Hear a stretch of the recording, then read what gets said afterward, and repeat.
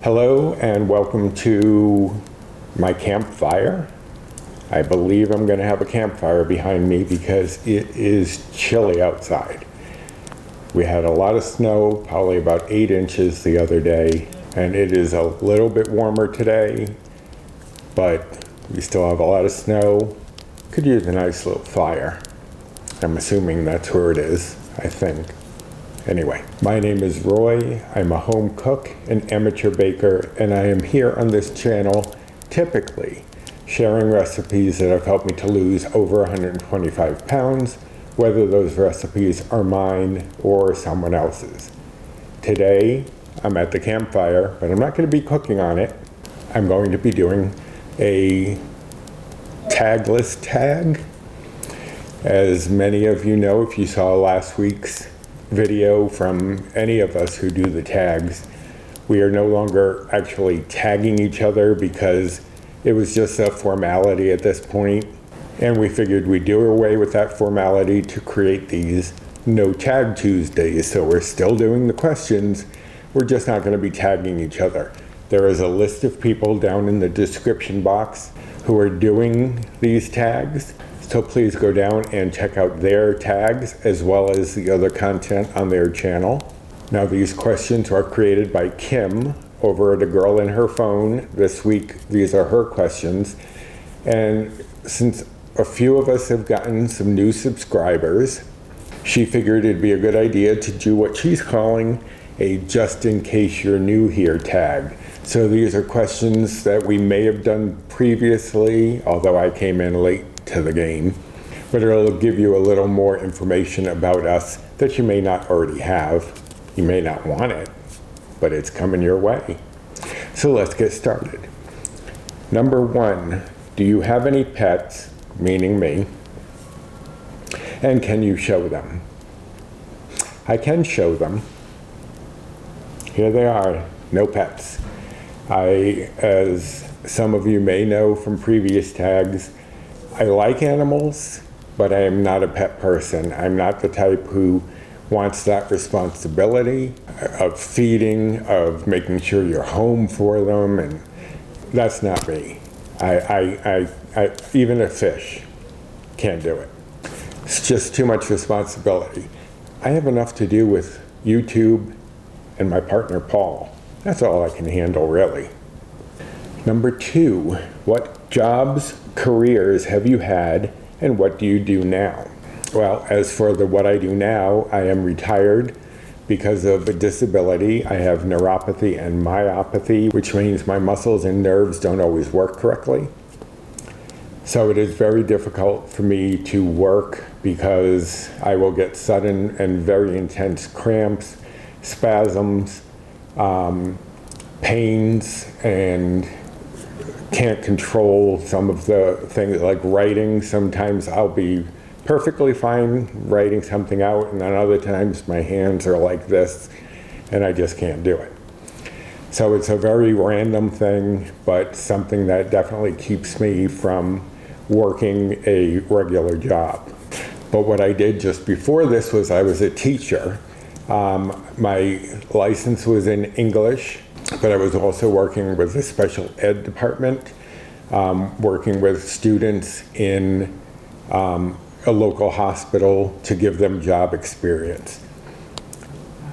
My very first job was working for Stop and Shop here in Massachusetts or New England, a lot of New England. I'm originally from Connecticut, and that's where I started. That was my first, oh no. I did have a paper route for the Hartford Courant. And I did do that when I was probably about 14 or 15. So that was actually my first job. Then I worked at Stop and Shop. I started as a bagger, then a cashier, then was at the customer service desk, where I figured I must have done something horrible in my past life to have to be working customer service. But it was also fun at the same time. I had a lot of great people. And I worked that job for many, many years off and on. In fact, when I moved up here to Massachusetts to live with Paul, my partner, I moved in 19 years ago, 20 years ago. Who can keep track? But that was my first job I got when I came here, was working at Stop and Shop again. Because I'd had that experience, I was able to get in.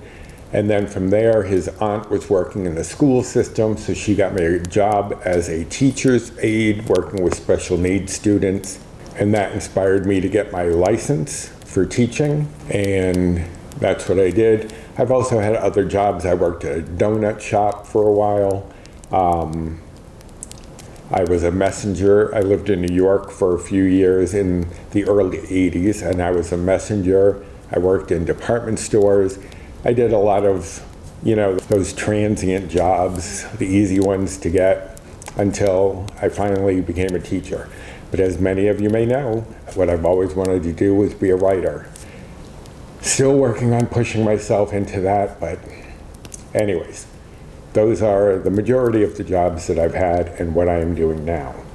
Number 3, name something embarrassing that has happened to you. I think I told this story before, but it's the first one that comes to mind. I was in, I think, 8th grade, 7th or 8th grade, and I had like a bit of an afro at the time. That was the time, that was the 70s. And I always sat at the back of the class because I did not want to be noticed. I did not want to be picked on, because if I sat in the front of the class, I was often getting picked on.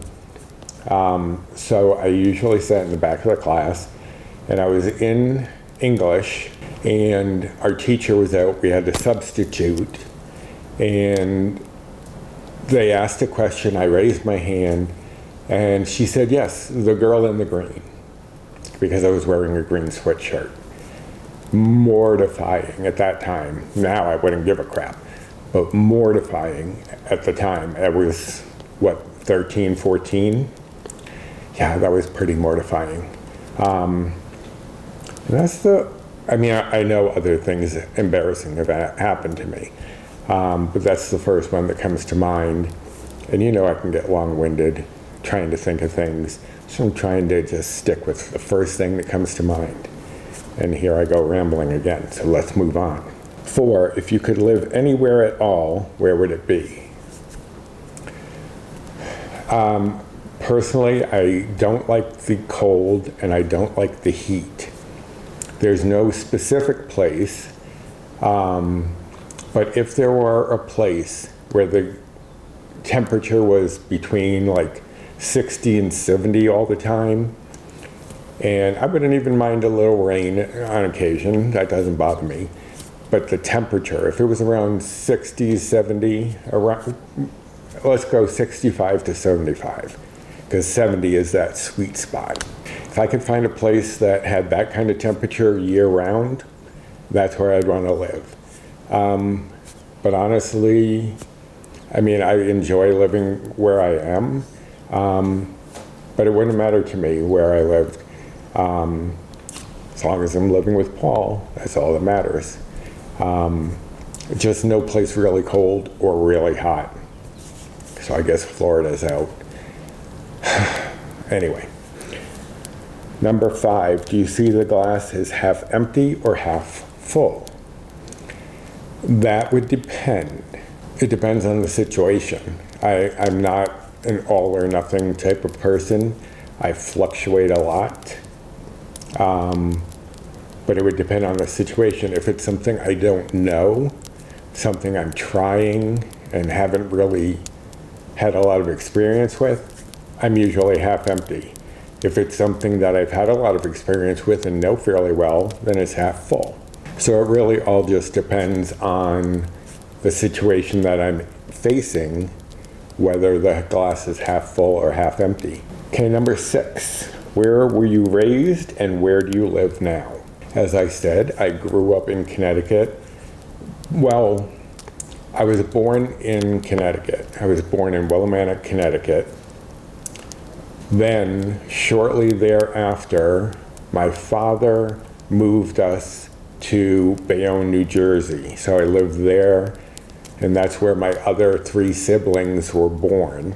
So my mother didn't leave my father until probably 1970. From there, we moved to a reservation in Maine that we are part of, the Passamaquoddy tribe. There's a reservation where my mother's father had lived called Pleasant Point in Perry, Maine, and that's where we lived for probably about a year. And then we were back in Willimantic for most of my childhood. So mostly I go by Connecticut, even though I lived in Bayonne for a lot of the early years. I don't consider that hometown. I consider Willimantic my hometown. I think even my brothers and sisters do too, who were actually born in New Jersey, but I think they would consider Willimantic their hometown. And where do I live now? I now live in Massachusetts with my partner Paul of 22 years. Yep, 22 this year, because we met in 2000, so it's easy to remember how many years we've been together. So now I'm in Massachusetts, and not that different from living in Connecticut, quite frankly. So anyway, so number 7, are you afraid of snakes? Yes, I am. Freak me out. There are many things that I'm afraid of. Not a fan of mice or rats or raccoons, possums. Possums are just like giant bloated rats. Not doing it. But snakes, definitely a no. I remember one time when I was living in Connecticut, I was doing some gardening, and this little snake came out, probably no bigger than this, freaked me out. I took the hoe that I was working with and started chopping at it, and anyways, I'm sorry if that disturbs anyone who's a fan of snakes, but it just freaked me out. So yeah, I'm afraid of snakes. 8, do you have any siblings, and where do you fall in line? I have 2 brothers and 2 sisters. I am the firstborn, so I was the oldest. I was the one who kind of took responsibility sometimes as we grew up, and they are all younger. It went me, my 2 brothers, then my 2 sisters, so the 2 girls are the youngest.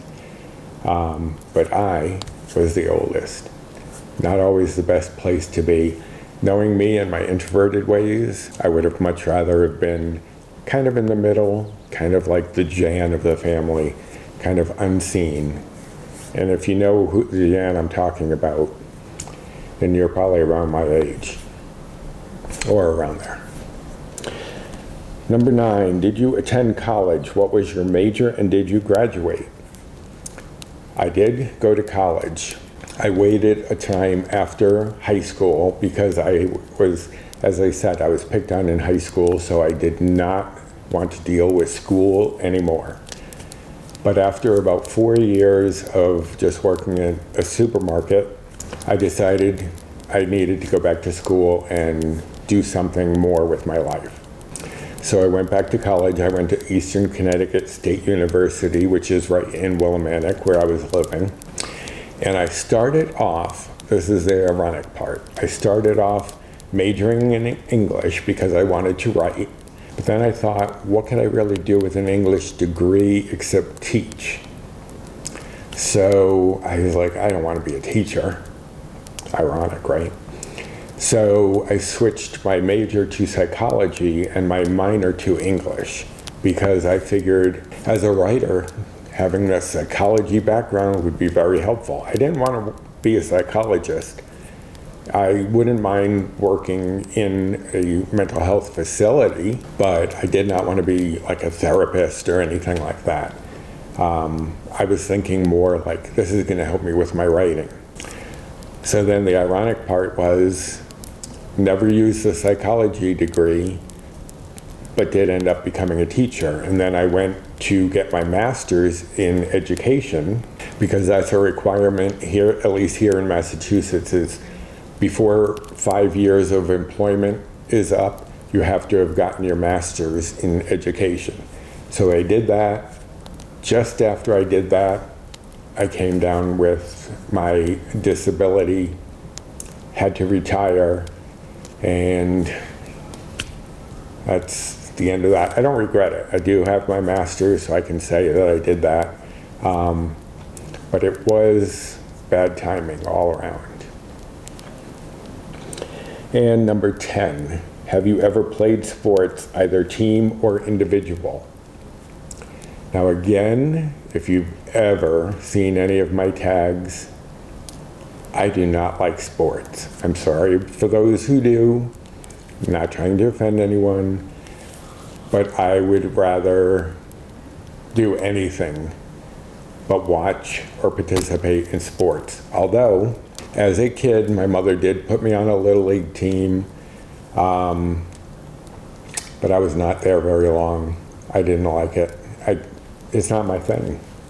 I've just never had any interest in sports. I was never very good at them.